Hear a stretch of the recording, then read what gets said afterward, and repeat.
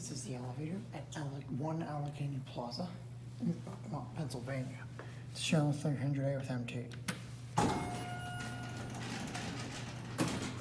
Let's hold this. Got a flasher to 2.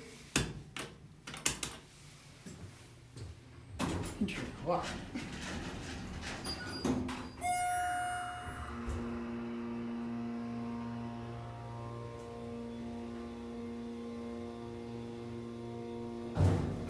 Here 2.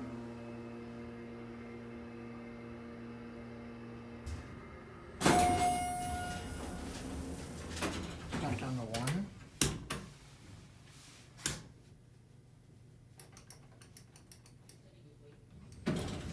Certificate, there's either installed in 95 or 96. I'll get it later. No phone. It's a basic green fake marble cover. Maybe it's not marble. Well, the vibration's not good. Here, I got 1. Can I tell? 1996. Interlock also says 96. It wasn't that's gonna be on me.